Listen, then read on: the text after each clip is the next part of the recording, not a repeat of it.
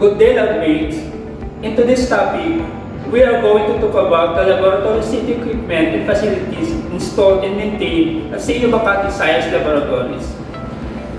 Laboratory workers must be familiarized with safety facilities placed in the lab and understand how these things operate. Laboratory workers need to understand the capabilities and limitations of the ventilation systems, environmental controls, laboratory chemical hood, exhaust devices, and be acquainted with the other safety features installed in the lab to ensure safety and efficiency and act effectively during emergency situations.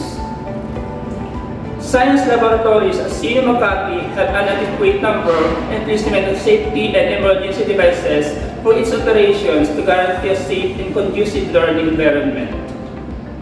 The following are the safety devices that a laboratory worker should be familiarized with in order to protect himself and others.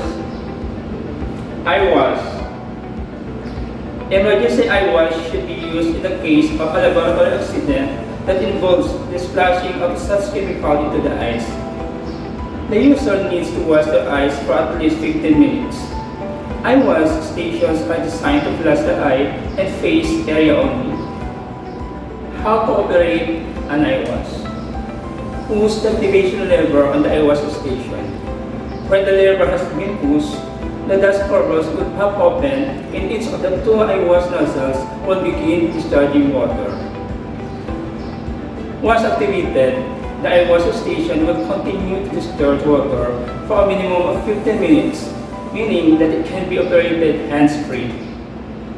Using your fingers to keep your eyelids open, lower your eyes into the stream of water issuing from the nozzles.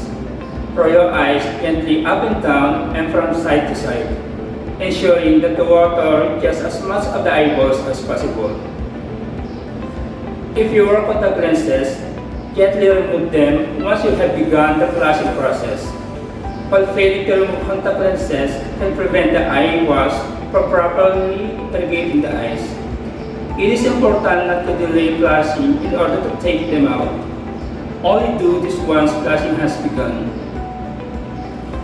Continue to use the eye wash station in this manner for a full 15 minutes and no less. This is the minimum amount of time that it takes to sufficiently clear the eyes of harmful chemicals. If you remove your eyes from the stream before this time has elapsed, you run the risk of permanent injury. When the 15-minute flushing period is over, seek medical assistance immediately.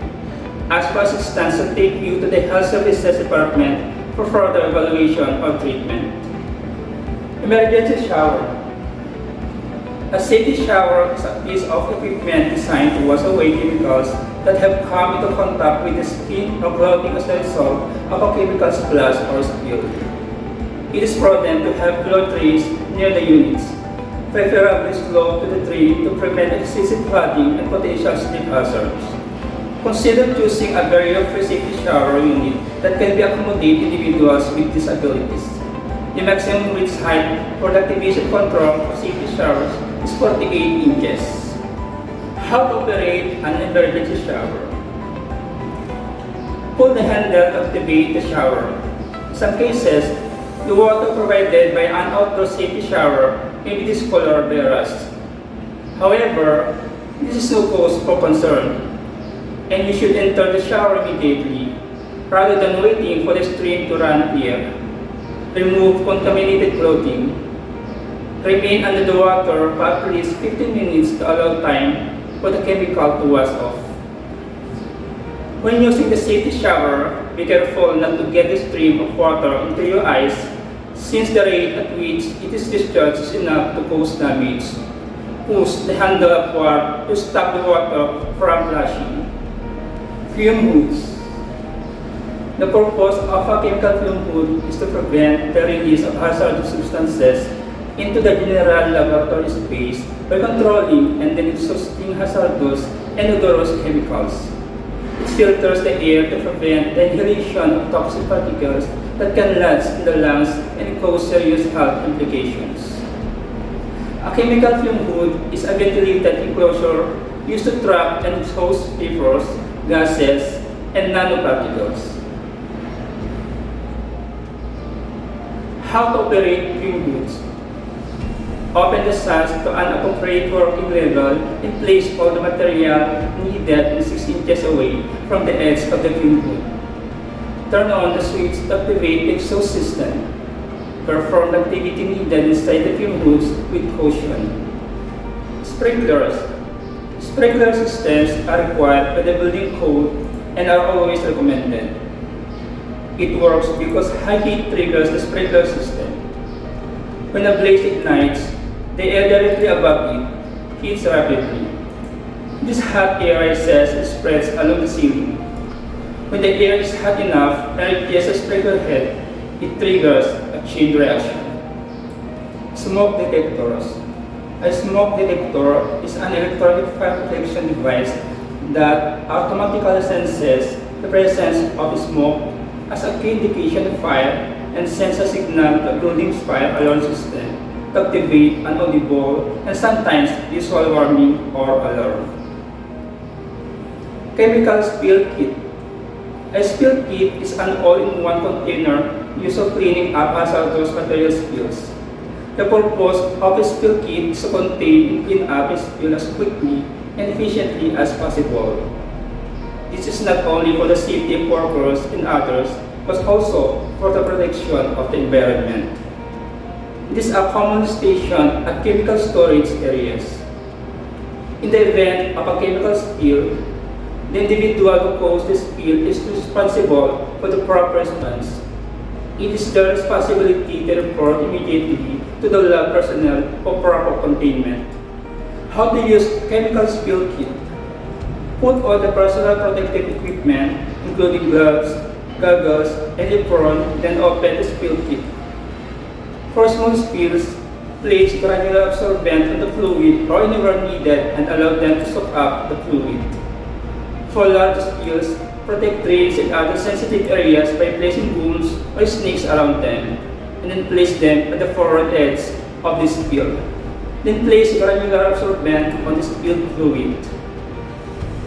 Once absorbent materials are saturated and the spill has been completely absorbed, dispose it in your spill bag. Use a broom and dustpan to collect granular absorbent for disposal.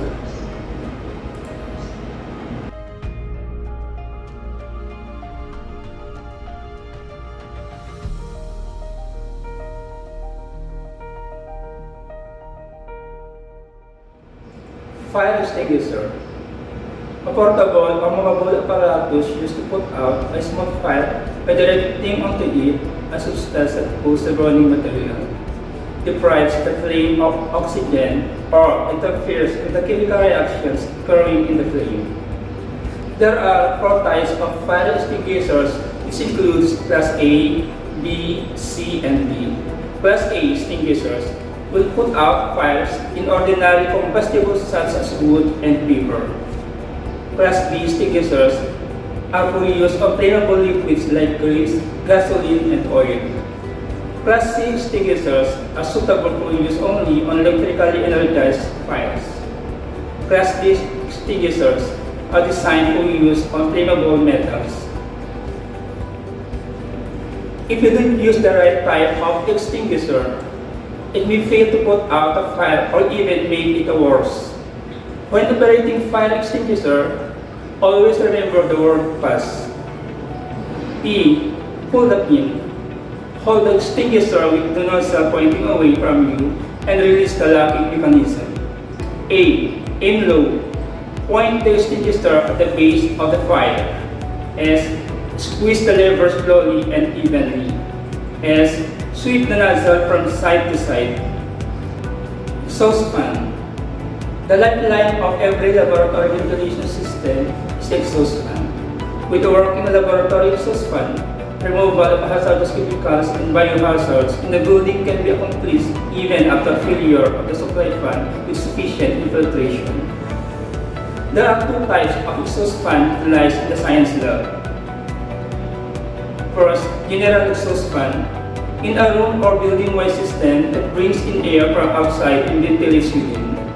Laboratory air must be continually replaced, preventing the increase of air concentration of toxic substances during the workday. General exhaust systems are not recommended for the use of most hazardous chemicals with respiratory hazards. Second, local exhaust fan. A ventilated, enclosed workspace intended to capture, contain, and exhaust harmful or dangerous fumes, vapors, and particulate matter generated by procedures conducted with hazardous chemicals. This may include fume hoods and biological safety cabinets. First aid cabinet. Every lab should be stocked with several first aid kits in case of an emergency. Even if you only suffer a minor injury such as cuts, burns, and open wounds, it is important to properly sterilize and cover the exposed area to prevent any dangerous chemicals from getting into the wound. The following items is a must in a first aid kit and are only to be used for emergency purposes, like sterile boosted, alcohol, Fubidan iodine solution, plaster strips, microportate, burn ointment, 2% sodium carbonate, 2% acetic acid, and cotton balls. Chemical safety cabinets. Chemical safety cabinets are required if you're storing different types of hazardous chemicals. Such cabinets are made of specialized materials depending on what type of chemical to be stored.